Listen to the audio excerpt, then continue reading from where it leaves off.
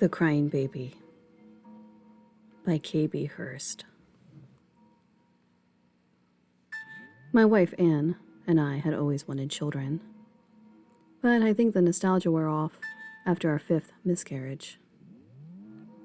I wasn't prepared for how it had begun to wear on my wife, the deep depression and the small ways it had started to destroy our lives. When we got the news she was pregnant again over the summer, it gave us hope, and we tried to put our fears and anxieties to rest. We were excited and yet still apprehensive because of what we had endured in the past. Doctors had placed my wife on bed rest and a special diet as well. We were so careful this time and seemed to walk on eggshells whenever anyone would ask us about it. We were frightened we'd jinx our new blessings. Anne carried our child further than she ever had with the other pregnancies. Then, around the end of the 6th month, my wife said she didn't feel well and needed to go to the hospital. She felt something was wrong even though we had just visited the doctor the other day. That's when the doctor discovered there was no longer a heartbeat.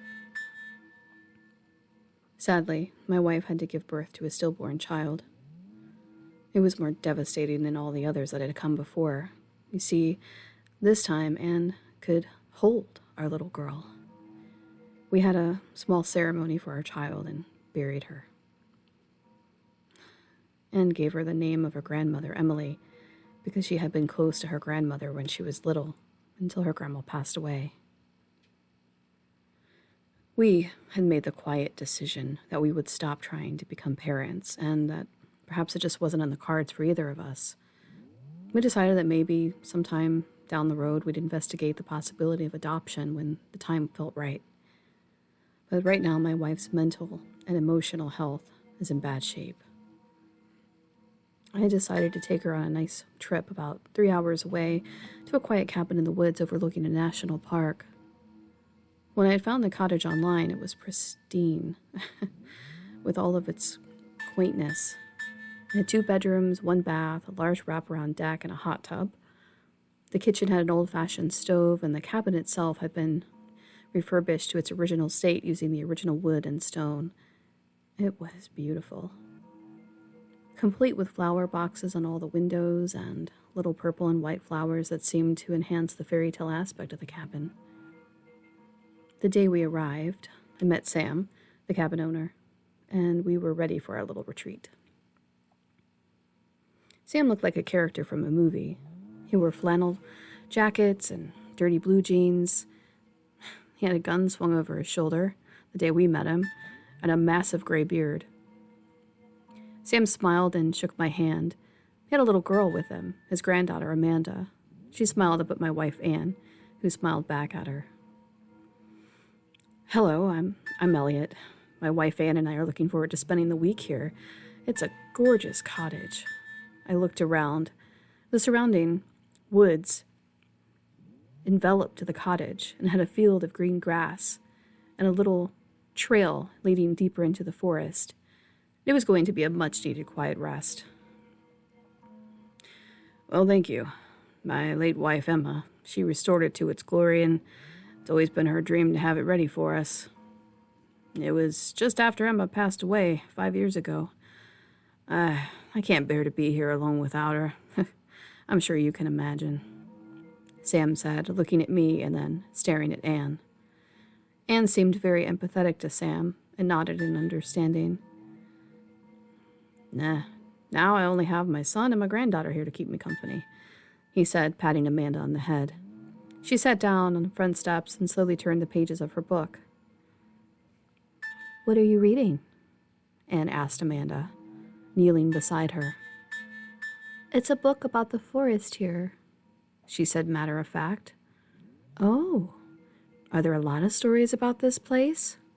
Anne asked, amused. Well, just the ones about the birds that live in the forest. She then started to laugh. Oh, well, what kind of birds? Anne asked. Scary birds that have big red eyes.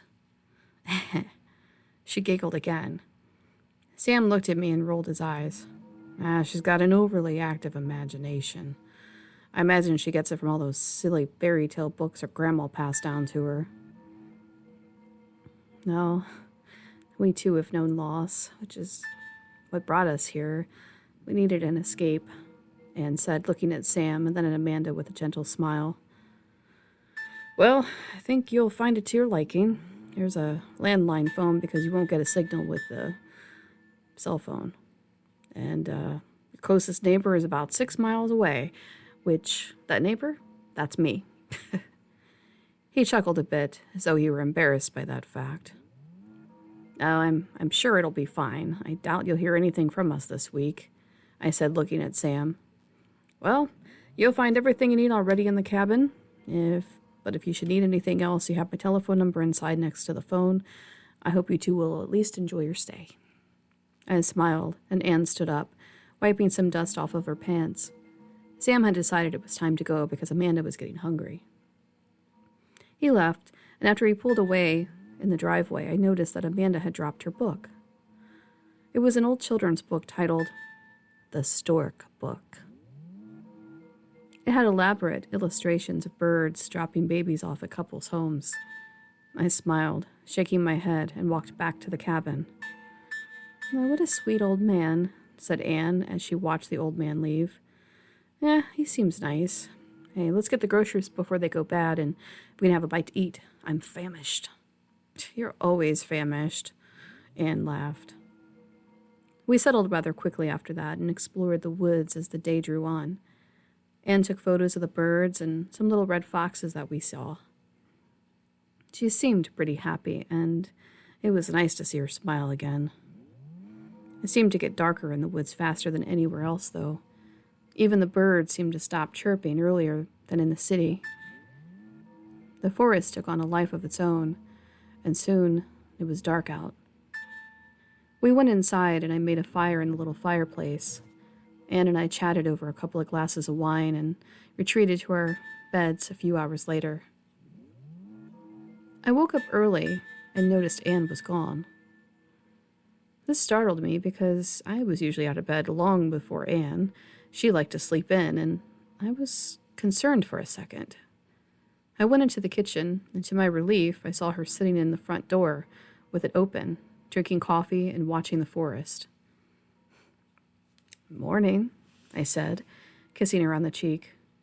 "Oh, good morning. I made coffee if you want some."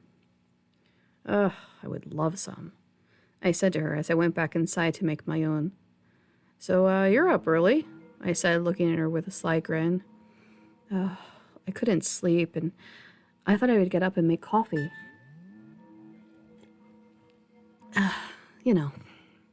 Gotta have your caffeine. I smiled.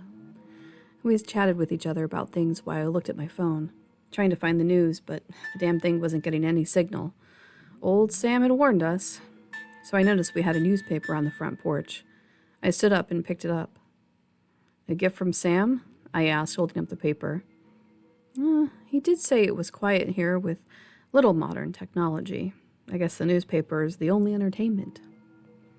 I could think of other things," I said, winking. Later that day, we spent most of our time exploring the wooded area behind the cabin. Anne photographed the trees and the little stream behind the cottage. It seemed to relax her. However, after snapping one of her pictures, she had this strange look. She held up her digital camera for me to see, and I looked at the photo she had just taken.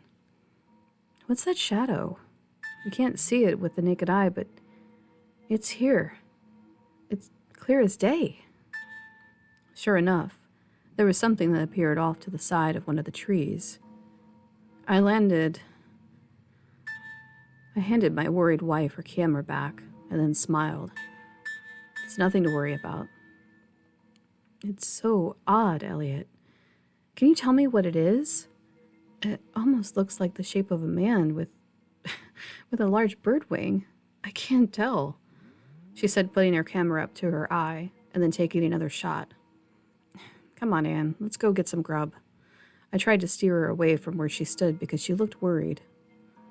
I was afraid she would snap back into a deep depression, and I didn't want this mysterious, shadowy figure to be the trigger. I began to hike back to our little cottage, and Anne seemed to linger behind me. When we returned, I started preparing the grill for some much-needed food. Anne helped me, but she seemed lost in a weird daze. I studied her and tried to make her smile, but she seemed not quite herself, even though it was just off. It got worse as the night drew on. I woke up around 4 a.m. and found Anne missing from our bed. I got up, put on my glasses, and went down the hallway. When I reached the kitchen, the door was wide open, and Anne stood in front of the cabin. She was still standing there, just in her nightgown, as though she was searching for something. "Anne!" I yelled, but she stood there, unmoved. I walked over and grabbed her by the shoulder. "Elliot, do you hear that?" "Hear what?" It's a baby crying," she said, as a fearful expression took over her face. She grew pale, and her brown eyes appeared black under the moon that peeked above the trees above us. "I don't hear it, Anne. Please, come back inside." I was worried now. I hoped that perhaps she was sleepwalking. I walked her back into the cabin and shut the door behind us, locking it. She sat on the sofa, and I lit a fire in the fireplace. I made her sit on the couch, I put a blanket around her, and then made her a chamomile tea. I sat across from her looking at her as she drank the tea, trying to determine whether she was okay or just merely tired. "I want to go back to bed now," she said, getting up, handing me the cup of tea. "Okay, all right, let's go," I said, helping her off the sofa and gently walking her into her bedroom. "Elliot, did you see the eyes?" she asked as I covered her up. I looked at her and shook my head, my heart dropping.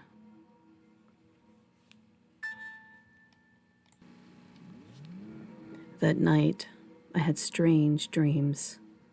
I had got lost in the woods, and it was a pitch black, just horrific wooded area. Except for red eyes all over the forest staring at me. I woke in a sweat and found Anne lying beside me. I curled up around her, spooning her. I only wanted to hold on to her then, and I didn't understand why. It was as if I was afraid she would slip away from me forever. I talked Anne into going on another hike in the woods the following day. It was an isolated area, and we had the feeling of serenity that we both needed. Even as serene as the scenery was, there was that aching feeling that something was off with Anne. She snapped photos again, as she had done the other day before we chatted.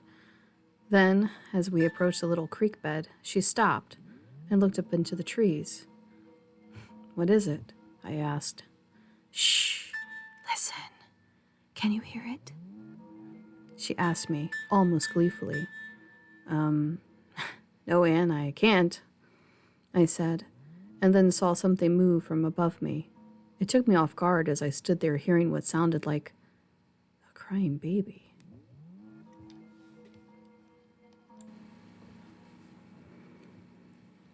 "See?"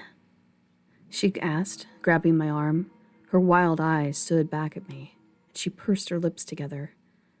I listened and watched as something moved again, something that looked like a massive bird, but I couldn't quite see it. I saw a light shadow and movement near the tops of the trees above us. "It's probably a mockingbird or something," I sighed, grabbing her hand. She stormed away from me then, picked up her backpack and stomped off through the thick grass and trees. "Anne!" I followed her as fast as my feet could run, but I tripped over a small log that seemed to come up from nowhere. When I looked back up, my wife was about 50 yards ahead of me. I decided to just let her be and have a moment of alone until I caught up with her. I was in no hurry for an argument. I could almost sense her slow detachment from me and the world around her. The pain we both felt from her loss was magnified in Anne tenfold. I knew better than to try and coax her out of the belief that what she heard was genuine. I would let it slide for now. And maybe, after a day or so, she would realize it wasn't a crying baby in those woods. When I returned to the cabin, she was already in the shower, and I figured I could make dinner while she waited. She didn't come out for a long while, and when I knocked on the bathroom door, there was no answer. I slowly opened the door and tried to peer in, but there was so much steam coming out from the shower I could barely see her. "Anne, is everything okay?" I asked, peeking around the shower curtain. As soon as I saw her, I knew everything was far from okay. She sat, with her knees up to her chest on the floor of the shower, sobbing. I turned off the water, wrapped a towel around my wife, and held her there. "She's out there," Anne sobbed into my shoulder. "No, Anne, she isn't," I said, referring to our daughter, who had come and gone too quickly from our lives. "We can try again, or maybe finally talk to an agency to adopt." I tried to sound as gentle with my voice as I could because she was so fragile I was afraid she would permanently break. "No, not ours, not Emily.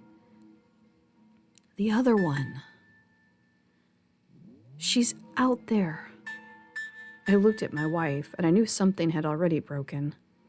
I had no idea how to fix or even how to help her. I picked Anne up and took her to her bed, covering her up and letting her relax while I made her some tea. I shut the door to the bedroom, and I began to sob uncontrollably. How on earth was I going to help my wife when I was just as depressed as she was? I had been holding it together until that moment, seeing her there so helpless. I wished then someone or something could carry this pain away from both of us and just bring us what we so desperately needed. There's this one thing about wishful thinking. Sometimes you may get it. Once things had calmed down, I let Anne go to sleep, cleaned up the kitchen, and I sat in the recliner. I read a bit, and then after some time I fell asleep in the chair. I dreamt strange dreams, and the last thing I recalled before getting woken from a bitter chill in the air was a dark figure standing in the darkness of the woods, glaring at me with deep red eyes. The full moon above the trees cast strange shadows over its features. It was tall, at least 8 or 10 feet, with glowing red eyes that changed to black, then back to red. Depending on the angle, it moved its massive head. I found myself walking toward it as it dropped something gently from what appeared to be a long beak to the ground at my feet.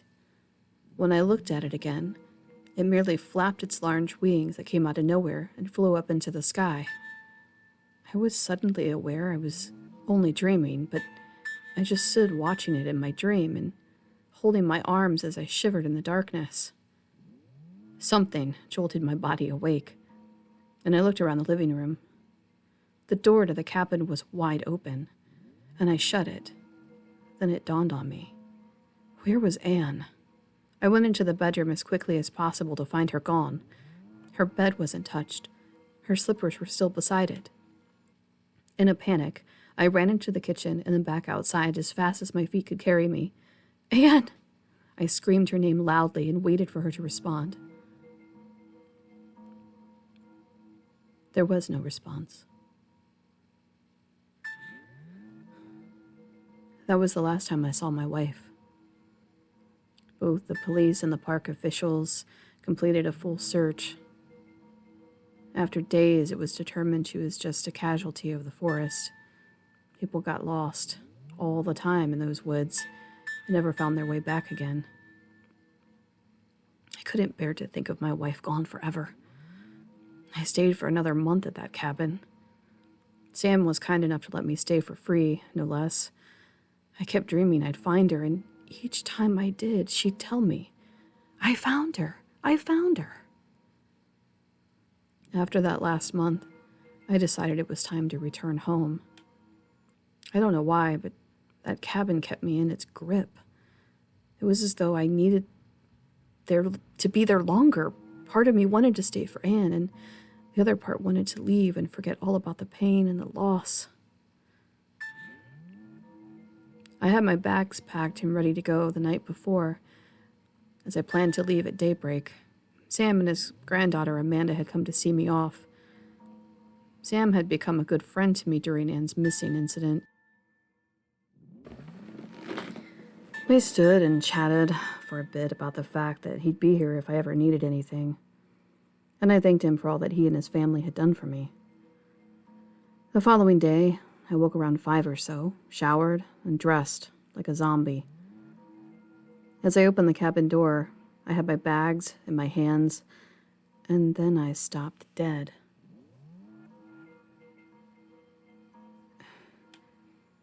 I nearly fell over from shock, almost tripping over something lying on the porch. Looking down, my eyes tried to focus on what was beneath my feet. It was a baby. A baby wrapped in a white blanket. I picked the child up and looked around, but no one was around the cabin. It was still chilly from the night air, and so I quickly brought the child into the cabin, shutting the door. I looked around the back of the cabin to see if I could see anyone leaving, and there was no one out there. I immediately called Sam, and we called the police. It was another mystery that would go unsolved, much like Anne's disappearance. They tried to find the parents of the baby girl, but after some time she became a ward of the state, and that's when I decided to adopt her. I had this feeling it would be what Anne would have wanted me to do in this situation. I can't explain it, but I've always felt that the disappearance of my wife was connected to the baby, whom I named Emily. I can't explain it, but a part of me knows Anne somehow sacrificed herself for this child.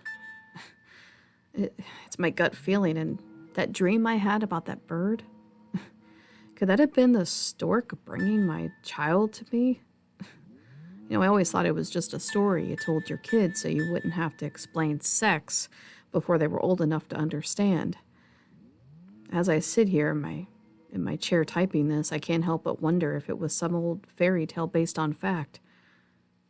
I asked for a long while if there was a reason we had gone to that cabin and not somewhere else. Emily's going on 8, and we live a beautiful, quiet life together. She's in school, and she's got many friends, and I feel in some odd way that she's just a gift. Perhaps it's a gift from Anne, or somewhere beyond my understanding. Yet, Emily's here, and she's my daughter.